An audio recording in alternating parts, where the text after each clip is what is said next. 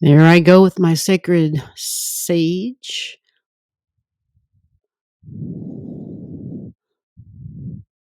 And then I'll light some cedar.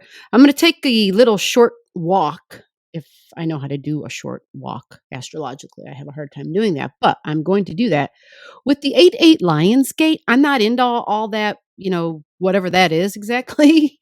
I look at the astrology, you know what I'm saying? I just kind of pay attention to the planets, the aspects, where they're moving up in the sky, where they're at in the current moment, who's talking to who, what kind of conversation they would likely have. Like I try to pay attention to all that.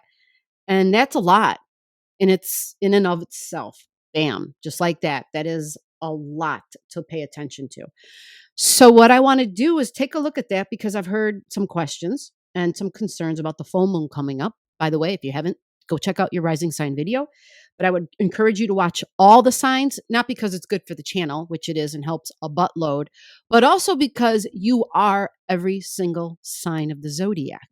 Most don't really talk about it, but for someone to truly be um, aware, awake, I don't want to use the word woke, but that seems to be thrown around a lot. And I don't even know what the hell that means. But for us to be fully aware of who we are, we have to be fully aware of who we are and who we don't know who we are not, right? So we think we're just our rising sign or our birthday or our moon sign. And in essence, we are every sign in the zodiac. So anyway, if you haven't seen your video, at the very least, go watch it. It covers this full moon. It covers all your energies for the month of August. And also your September video should already be up as well. There's a couple of you I'm still editing. So if yours isn't out yet, again, go watch the ones that pertain to other areas of your life. And if you don't know what the hell I'm talking about and you want to know, just simply comment below and I can get your chart into your hands so you can follow along at home and easily understand at least how it pertains to you by just having your own chart in your hands, right? So let's take a look at this. Let me flip the screen here real quick and get us together up to speed on what we are looking at. So I want to make sure that I have this done in a way where it works for you guys and it works for me. I put the now on here. So here's my cursor. I got to go backwards a little bit. Top right-hand corner. That's my cursor. It's really small. I wish it was bigger. But just anyway, follow that along because there is a buttload of stuff on the screen, and I realize that, and it can be daunting even for me, an astrology geek. So we are looking at the date August 8th, 2022. So it's the 8th month of the year, and it's the 8th day, right? And so it's called the 8-8 Lions Gate, right? This happens every year, 8-8, right? So yeah, the numerology will change. Like this year, it's 246, right?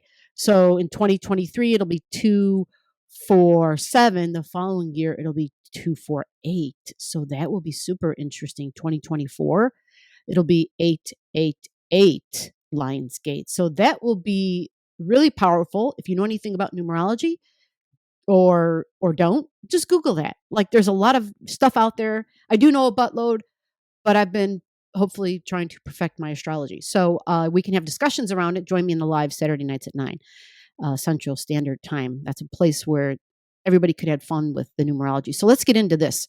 So here we are. You see the date, right? And now let's look at what's going on right now on this day. Okay. The moon is in Sagittarius. So that's good to know because the Sagittarian energy is about the justice, the judicial system, the courtroom, the judicial system. So it's like the justices, like judges, literally, right? Laws, sweeping changes, right? The laws that are being passed or not, or whatever, right? And so for those who are in the U.S., I don't really have to say much more. You already know what I'm talking about. If you don't, just go online, go to YouTube. There's a bunch of videos up, a bunch of different news outlets talking about some of the things that are going to be passed in Congress and will be on the president's desk shortly. I think it's called the Inflation Act. Like, yeah, I forget what it's called, but anyway, it's to bring down inflation. So now, what else is happening? Right, we've got the sun at 1541 in Leo. which is fire. And the sun is, yes. Hold on. Let me see. Yeah. Is it working? Yeah, there we go. That round thing with the dot in the middle. 1541, the sign of Leo. So that was trining, right? The sun and the moon are trining. The moon's already at 22, so it's not trining anymore. But it's still in Leo energy. It's still in fire. See how they're both red? That's fire, which means they trine each other. Okay. So remember, like colors trine each other, which means trine adds an ease. Like stuff can just happen really fast, really easily. It's effortless. That's what trine energy brings. And look, we also have Vulcan there. Vulcan is about the material, the tangible world. So Leo is like those who are in power. It's authority figures because it's the sun. Okay.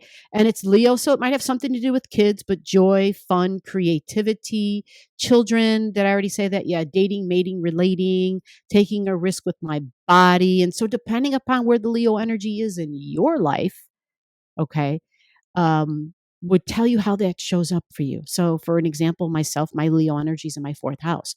So, my fourth house, a lot of creative energy. That's Leo, super creative, right?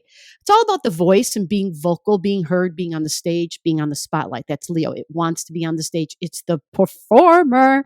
So, right. Do I need to say anything else? I seriously am into astrology, though. I'm an astrology geek first before a performer. Let me just make that perfectly clear. I only do the performing side. I really don't do it as a performance. I do it to lighten the astrology up. And I literally just learned that in the last year. Honestly, like shit just got so serious.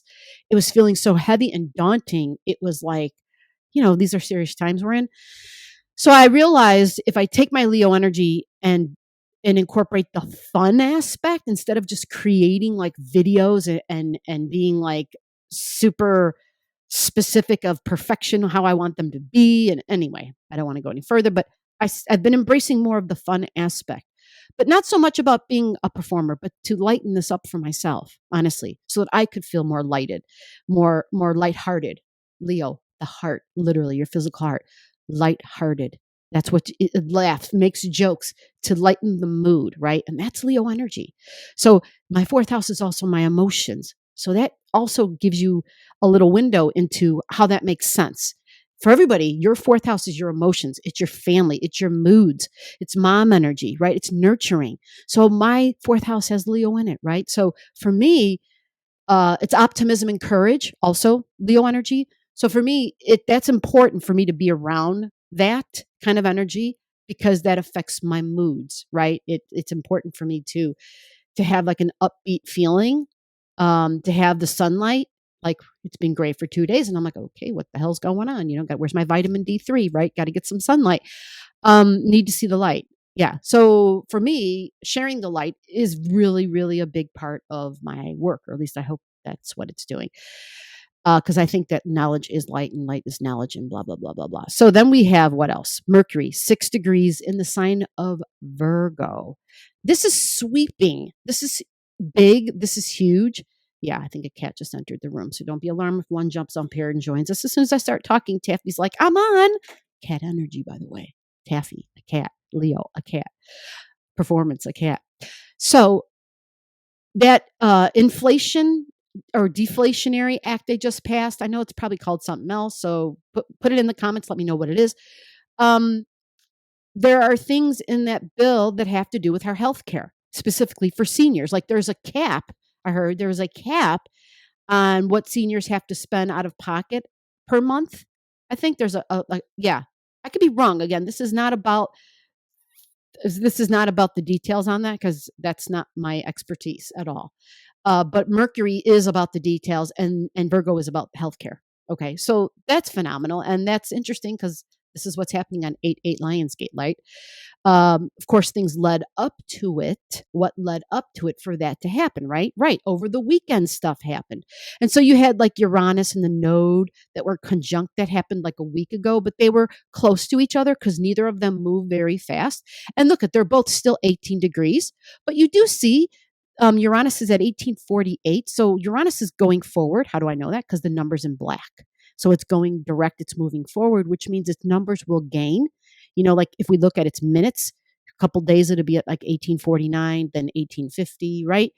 Whereas the node is going backwards. It's in red. That means it's going backwards. We call it a retrograde.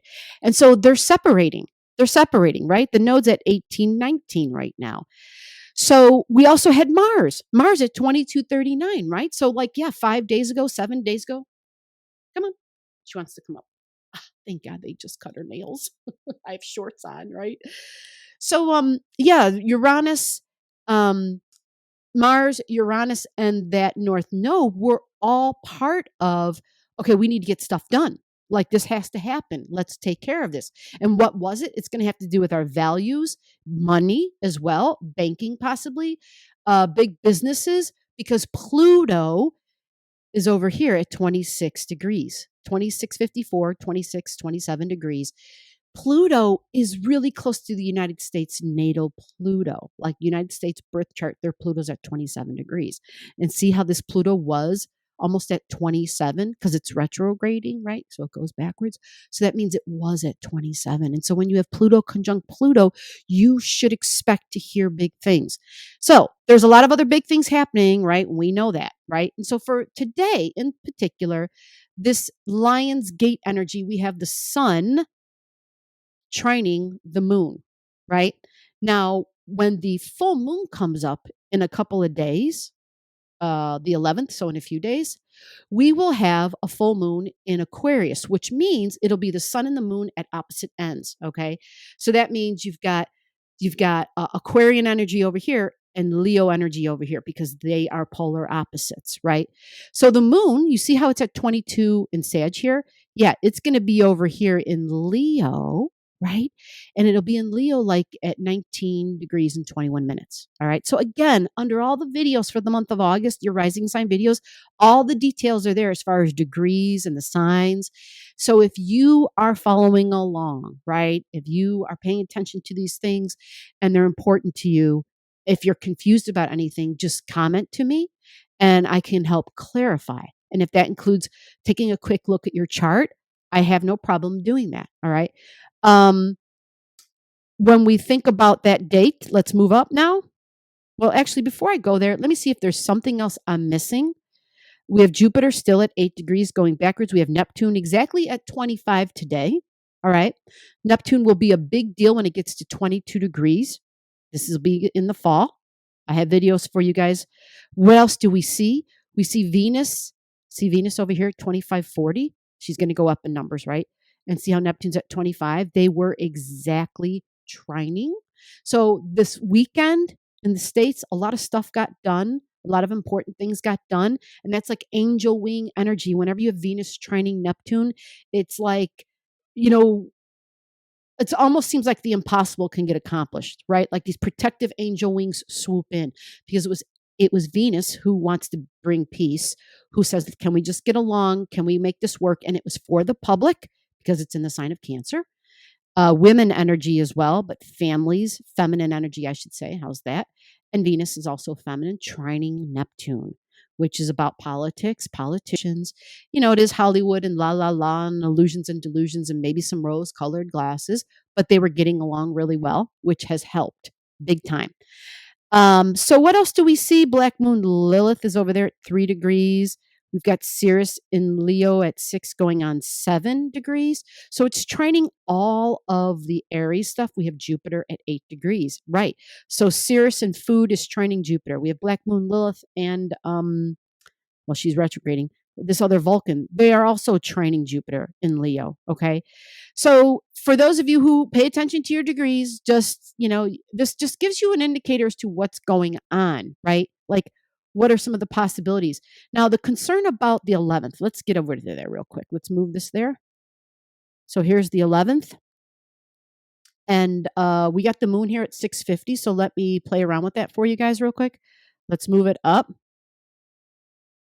And let's go, we want the moon, what did I say, 19 degrees? So we're doing the hours here. Can I find the moon? There it is at 11:52. It moves 1 degree every 2 hours. And that's at 15 over there. Yeah, you're paying attention to this Aquarius energy. Yes, it's moving all around the chart. That's totally normal because the ascendant always changes with the time. This is where the clock is. That changes things. That will always change. See how this is at 1730? I'm going to keep moving. So just keep an eye on the Aquarius energy. We're looking for 19 degrees. See how it's at 1845 now? It just passed over Saturn, which is totally normal. There we go. I'm not going to go to the minute because it's just taking up time, but 1922 is close enough. The full moon's in 1921. You see, a full moon is when the sun is in Leo at 1921. You see that? And the moon are the exact degrees, but exactly opposing, exactly at opposite ends of one another. So the sun and the moon. Now, the moon being in Aquarius, let's learn what is Aquarian energy. It is the airlines. We'll say that right off the bat. Aquarius energy is also groups. It is mass transportation. It is like social media, but it's the big grand scope of social media. It's literally like the internet, the web. You follow what I'm saying? So it's not so much about the social platforms them in and of themselves individually, but more of the group stuff that happens on them. Okay. So yeah, here on YouTube.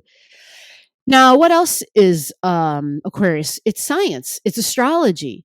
Um, there's so many things that Aquarius is. It's intellect, it's the inventor. I'm always saying Nikola Tesla energy. Nikola Tesla, right? Or Tesla, however you say his name. Because it's in the laboratory, it's doing work, it's testing and experimentation. It is electricity. It is electric. Now, I will say the bill that just passed supports EVs. There's like money involved, like a rebate program for people who will buy electric vehicles. I know that much. How much? I don't know. You have to find out. You have to go read the bill. It's available on the .org website. I don't have that information offhand. Again, that's not my expertise, but there are people who can give you that information. So that's a big deal, right? But this signifies a closure and an ending because it's a full moon. It's a closure and an ending, right? So what's going to be ending? Well, the way you figure that out for you is to find out what house it's in. And see on this chart we're showing here, let's just pretend this is my chart. It's showing that this full moon would happen in my fourth house. So that would be an ending and a closure pertaining to emotions and family and home, mom energy, my ability to be mom, a mother wound, possibly something about my ancestry, something about my past. Okay. You see how that works? You got to know what house number it's in. That's how you can really get specific as to, well, what does this mean? Like, why is this important? Who cares, right? But it's a closure and an ending. And sometimes it could simply mean finishing a project. Sometimes it could mean, like for this, if it's mass transportation and it's in the fourth house, well, maybe I was in a family where I was like in a carpool and maybe they weren't like my blood relatives, but maybe it was somebody who like that I live with or someone where, because it's Aquarius energy. So it's like a social activity. These are like social activists. These are like, people who are, Aquarius energy are the people who are, um, they're the progressives. Aquarius energy are the progressive energy. They're humanitarians. It's their altruistic vibe, right? They're going to take care of the group, right? They're saying, okay, I understand. I may not like this. I might have qualms about this, like my personal beliefs that go against this. Like, what if I have a certain religion that doesn't agree with whatever, right? But if I'm functioning within a society, I recognize, but this is what's good for the entire group. And so I realize if I'm someone who has Aquarius energy in my fourth house, I'm like, well, I have to do this because, like, first of all, these are the laws of the land, and I'm going to follow the group energy. It's not about it's not about being a follower or a sheeple or whatever all those names are people have, being part of a herd, being a mindless. It's not about that. It's more about being a humanitarian. It says I can raise above myself and I can see the greater good. It's the greater good. Yeah. Yeah, it's doing it for the greater good. So the thing about Aquarius, though, let's also be clear, is it's very rebellious. So when we talk about alternative forms of energy, it's stuff that's going to upset us. It's stuff that goes against the norm, right? And so we're hearing things in the news, right? Especially when we talk about like Russia and Ukraine about, um, I don't want to use the words I don't know what the words are properly, but there's a war and somehow there was a nuclear power plant that was involved, I believe, over the weekend. If I'm not mistaken, I'm recording this on August 8th. So that's Aquarius. Aquarius is nuclear. Aquarius is nuclear. All right. Yeah. Yes, it is electric and it's hydrogen and it's all those alternative things because it's science, but it's absolutely nuclear. All right. So yeah, we'll see what this means. Now I know some people are saying, "Hey, gee, you do realize that this degree 19 and 19 degrees, like there is a, it's getting a T square from Uranus. It is. And Uranus is also nuclear. It absolutely is. Because Uranus rules the sign of Aquarius, right? So the nodes are part of that, but they're already at 1747 on that day. And again, it's a T square with the nodes and the sun and the moon. The sun and the moon move really fast. Like the moon is going to be off this degree. Yeah. Within 2 hours, the moon will be at the next degree. It'll be at 20 degrees, right?